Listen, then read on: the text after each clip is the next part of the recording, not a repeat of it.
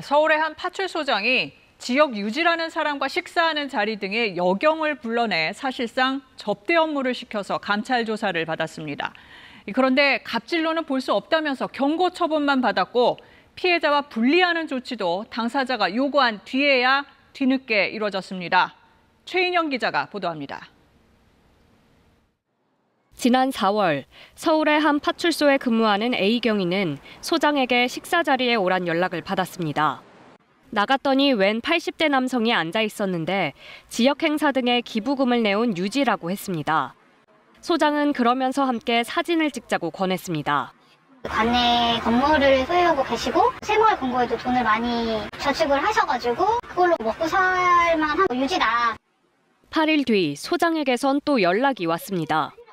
회장님의 호출이다 사무실에 잠깐 왔다 가라는 문자였습니다. 우리 회장님께서 승진시켜준대. 성수관이 생기셨다고 너무 칭찬 많이 하세요. 빨리 와서 사진만 갖고 가시라는데. 어쩔 수 없이 갔더니 복도에는 식사 자리에서 찍은 사진이 비슷한 사진들과 함께 걸려 있었습니다. 저는 그분이랑 식사를 왜 해야 되는지 전혀 이해를 못했고요. 저는 안 찍겠습니다 이렇게 했거든요. 그랬더니 막 찍으라고. 이게 전부가 아닙니다. 소장은 근무 시간에 A경위에게 실내 암벽 등반장에 가자고 해 둘이서 암벽 등반까지 해야 했습니다. 이상한 지시가 반복되자 A경위는 결국 지난 5월 병가를 내고 청문감사관실 조사를 요청했습니다. 감찰 결과는 구두 처분인 직권경고, 근무 시간에 사적인 자리에 불러낸 건 부적절하지만 갑질이나 강요로는 볼 수 없다고 판단한 걸로 전해졌습니다. 감찰이 이뤄지면 감찰 대상자와 피해자는 분리가 원칙인데 A경위가 이미 병가를 냈다며 2개월간 인사조치도 이루어지지 않았습니다. 그러다가 지난 7일 A경위가 내부망에 문제 제기를 하자 당일 오후에야 해당 소장을 인사발령 냈습니다. 해당 파출소장은 KBS와의 통화에서 경고 처분에 이의는 없다면서 자신은 후배에게 잘해주려고 한 건데 역효과가 난 것 같다고 주장했습니다. KBS 뉴스 최인영입니다. 이렇게 최근 경찰관들의 성비위가 잇따르자 윤희근 경찰청장은 특별 경보를 내고 대책을 마련하라고 지시했습니다. 하지만 전에도 성비위 대책은 여러 차례 나왔고 큰 효과는 없었습니다. 원동희 기자입니다. 술 취해 여직원을 성추행한 뒤 행패를 부리는 남성, 경찰 간부입니다. 현직 경찰관의 성비위 사건이 논란이 될 때마다 경찰은 대책을 내놨습니다.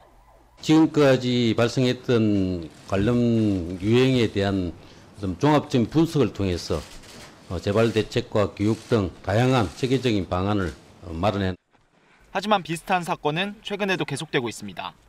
윤모 순경의 미성년자 성범죄뿐 아니라 서울 중부경찰서 경정은 성희롱 발언으로 대기 발령됐고 수서경찰서 경위는 편의점에서 술을 마시던 중 여성을 강제추행해 입건됐습니다.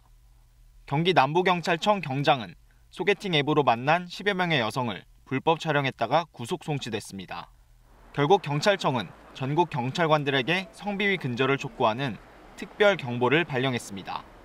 성비위 적발시 중징계하고 유사 비위가 많은 경찰서는 특별 점검도 하겠다는 겁니다. 하지만 이런 경보 발령 역시 처음이 아닙니다.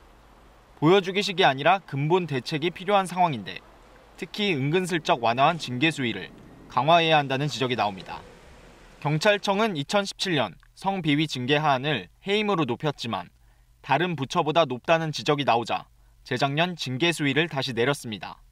피해자들이라든지 또는 취약한 상태에 있어서의 청소년을 선도하는 기회가 훨씬 더 많다라고 한다면 다른 공무원들에 비해서는 좀 더 엄하게. 최근 5년간 성비위로 징계를 받은 경찰관은 311명, 2018년 48명에서 지난해 79명으로 최근 증가 추세입니다. KBS 뉴스 원동희입니다.